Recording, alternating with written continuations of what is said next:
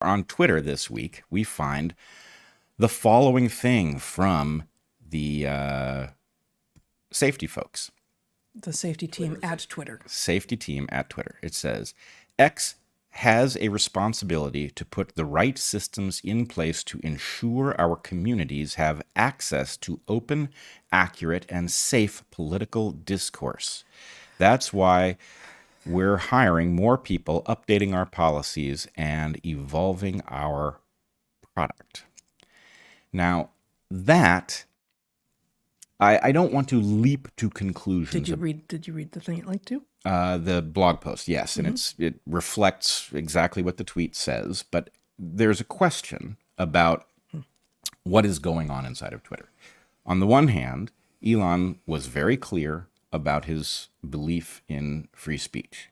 He did say some stuff that was troubling. In fact, the formulation that he used, that freedom of speech is not freedom of reach, while it could have a benign interpretation in the sense that no one has an obligation to amplify speech that they find negative, in the context of a social media platform, that creates cover for deboosting.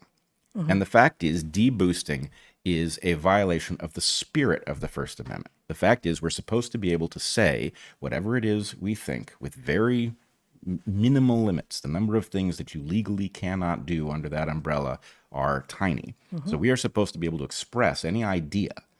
And to the extent that that idea catches on naturally because people decide to listen to it, decide to contemplate it, decide to discuss it, repeat it, whatever they do, that's a natural process. And to the extent that something like Twitter decides to interfere with that and say, well, yeah, you can say whatever you want, in a soundproof room, that's not freedom of speech. The fact that you can utter the words means nothing.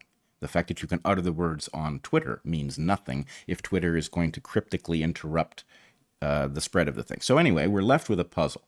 We have somebody who embraces free speech. That's good. And he said some very clear things about, he's called himself a free speech absolutist, which is a fairly extreme version of this belief. But he's also said some things that have an ambiguous meaning. And then on his watch, we were watching the announcement. I mean, can we go back to that tweet again? How many crazy euphemistic terms are being used in this one announcement? It says, X has a responsibility, that's a red flag, to put the right systems, another red flag, in place to ensure, red flag, communities have access, red flag, to open, red flag, accurate. Why is open a red flag? Open seems like the only thing here that feels right. Well, for the fall, I guess the reason it's a red flag is have access to No, I think that's the one right. piece of this phrase. I that withdraw I my behind. red flag on to open. Accurate. Right. Says who? Red flag. How do they know? And safe, red flag. For whom? Political, red flag discourse. What was political? That's not very helpful. No, that's a red flag, because why would you create a category here? The point is, free speech means butt the fuck out of what we're talking about. And the fact that you define it as political or not political is irrelevant. We are free to speak about what we think is important. Okay, so I think political is may be a red flag here only because of the fact that the election is happening. We've got the Republican debate, like that we know that this is not cryptically, maybe this is about politics. They're saying this is about politics. I get it. On the other hand, I'm agreeing with you. Oh, then I definitely agree with your agreement. So there are obviously a slew of terms in this rather brief assertion that are clearly about some process that is opaque and dangerous. That said, let us steelman the position. I don't think this could possibly be defended as a tweet, but it is true that Musk and the leadership at Twitter has to navigate difficult waters, in the sense that what Elon Musk has said is that within the confines of the law, Twitter will not interfere with speech, which is a very defensible position. The problem is the laws vary between jurisdictions.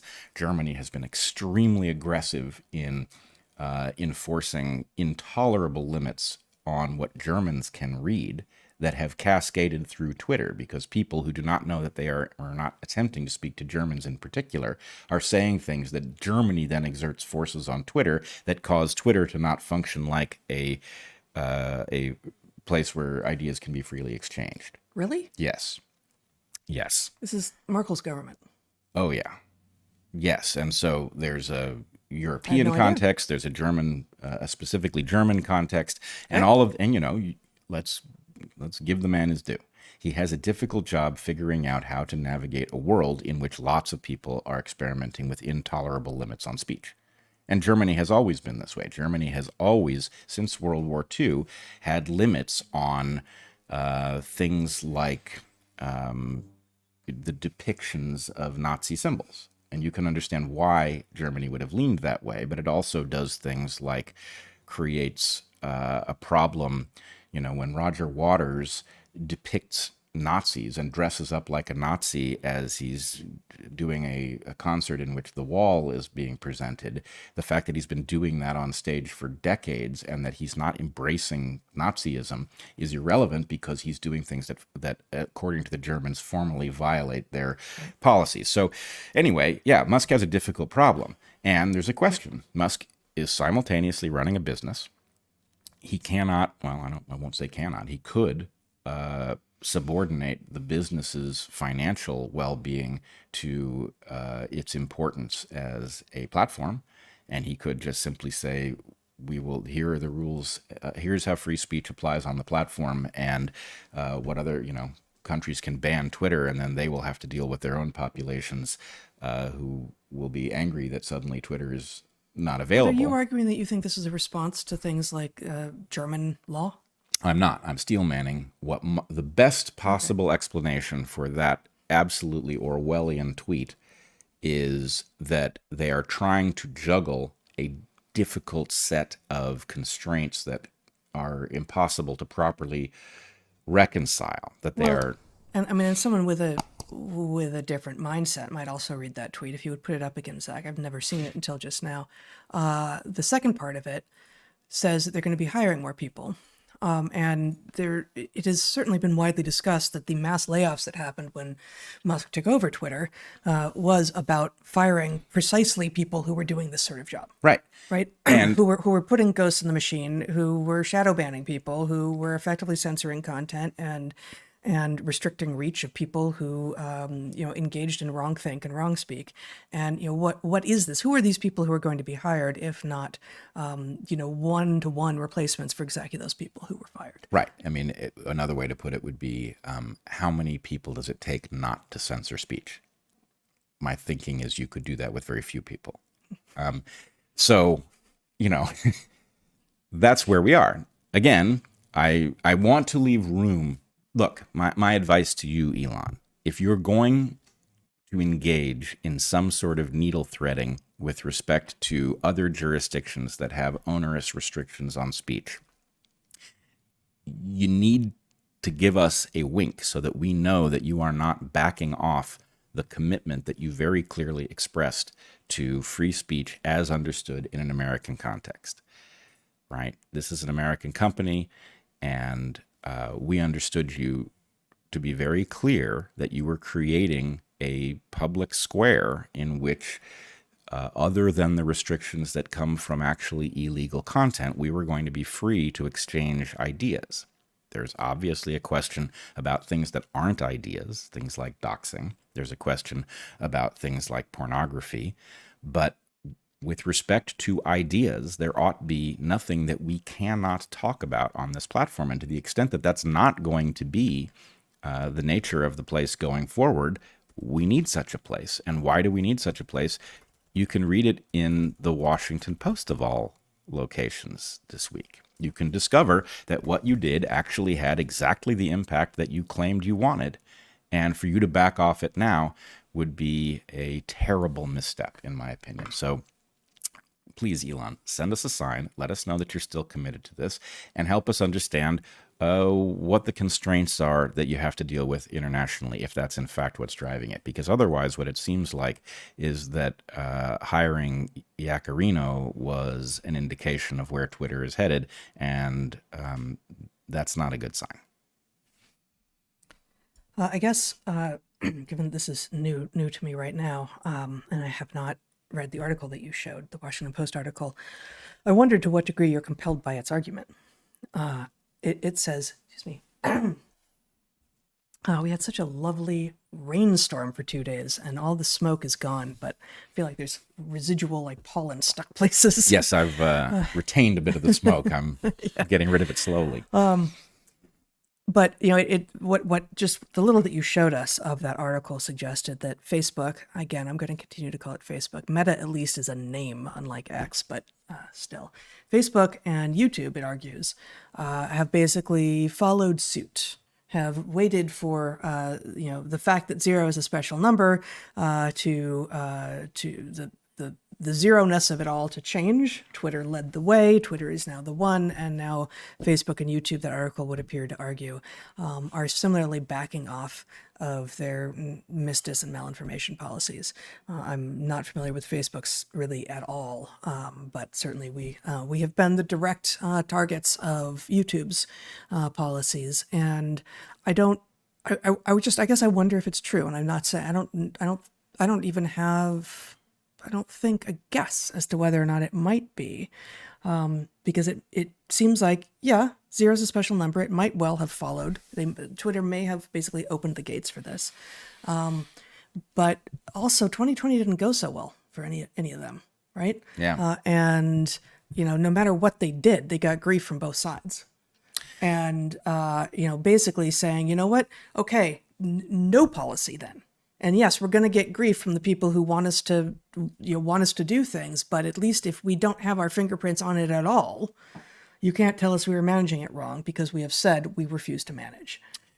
So I think you're opening a very interesting set of questions. It's possible that that article has a purpose and that it's not an admission, because what it is an attempt to induce the other platforms to double down on restrictions rather than follow Musk. In other words, that functions as an accusation that they are following suit, which might cause them to protest and provide evidence that that's not true. Right. It's also the case that we have legal precedent where the executive branch was caught red-handed dictating, and the courts have now said this is intolerable, so there is a formal restriction on what can happen. So how that all plays out, I don't know. But I do think what can happen from the executive branch. I mean, just as has happened in actual politics. So, there will be end runs created, there'll be lobbyists and PACs and, whatever. There will be an arms race about how many removes is far enough that it becomes legal. And I will say that there is legal precedent arguing that it would have to be incredibly remote. So there are at least 2 important precedents in which private entities have been declared effectively public. And, so courts have said, look, you have to abide by the First Amendment because you're functioning in a governmental fashion. Yep. So anyway, it's an interesting set of questions, but I almost don't think it matters, because what is contained in the article, whether it is designed to push people in a direction or it is an acknowledgement that they have been pushed in that direction, still the underlying thing that is true is the game theory below, which means that people like Musk have to be very careful what they do, because the cascade, I think Musk understands this very well, the cascading implications of what they do are much larger than the platforms that they actually control. Right. Which means they have to be careful in both directions, because this is a one-way, the game theory works in one direction. The lagging partner destroys their own business. The leading partner, with respect to something like speech, gets the advantage of being there first. So if you're pulling in the direction of restrictive speech, then you're only going to have fools on your platform, because who wants to have their own speech restricted? What you're going to have is people moving towards the platform where they're free to say the most things that they're interested in saying. So it is very important that Musk not blink, because he's in the lead. And the fact is, he could lose the advantage, the competitive advantage that comes from being first in this direction, if he takes his foot off the gas and Meta catches up and they're both restrictive zones, but Meta is seen as slightly more free, for example. That would be a disaster not only would it be a disaster for free speech, but it would be a disaster for Twitter and Musk, because it would mean that his utilization of an actually free platform in order to recover his investment would be stifled by his competitors catching up. So that I'm way out of my depth here, but that argument seems to work only for equivalently megalithic companies. So we're talking about Twitter, YouTube, Facebook. Obviously, there is an actual free speech platform that is a direct competitor for at least one of those, right? Like, so, we are on Rumble now. We're also on YouTube, but YouTube has treated us extraordinarily badly, and it is understood at this point to have been, actively censoring and shadow banning and demonetizing not just us, but many other people as well throughout COVID and before. We were the direct hit of it in, beginning in 2021, and nothing has changed. But Rumble and Locals, which are now a unit, is actively, specifically, explicitly a free speech platform, and is vying to be, a competitor worthy of sharing the same stage with YouTube. And it's an excellent product, but it just doesn't have the market share yet. So what you were talking about only works, like you were talking about like different weight classes. Yeah, and it is a weight class issue. And the reason that weight class issue applies here has to do with network effects. The fact is, YouTube has behaved abominably.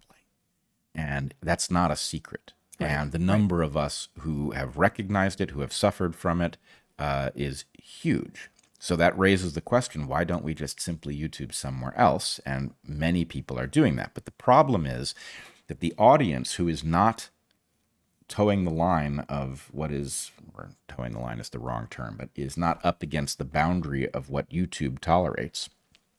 Just because it's not what they talk about. Right, because for whatever reason, their audience isn't large enough, or their interests aren't controversial, or whatever it is, that audience is still benefiting from the legacy of YouTube being the only player on the block. And so, for example, let's say... It's still got orders of magnitude more influence because it has the people. Right, and in some sense, let's take an example of something that isn't controversial that YouTube has done brilliantly that causes it to be very hard to turn off the lights at the fucking place, which is what we should do.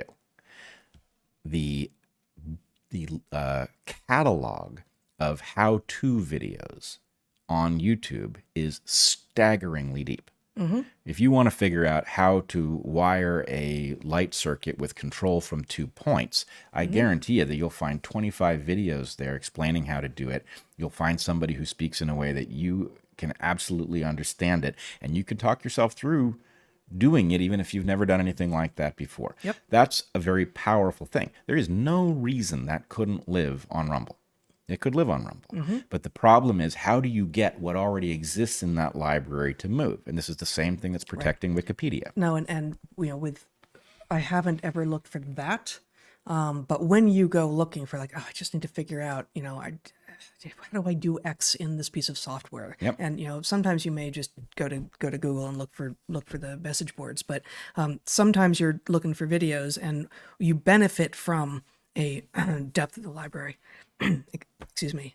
You're not going to go to the platform that only has 2 videos if you could go to the one that has 30 and you can choose among them. Yeah. So what that explains is why there's a 2-tiered system, why Rumble isn't immediately in a position to do to YouTube what Musk is trying to do to it. And that is because it starts with a disadvantage that is not its own. from size. And so there's a very powerful argument. Why should you be on Rumble and not YouTube? Because Rumble will protect your speech rights, and that matters more than anything. That's a great argument. And then there is the inertia argument that has us still visiting YouTube grudgingly to figure out how to do X, Y, and Z, still has us going to Wikipedia to find out, how deep, Lake Victoria is. Right.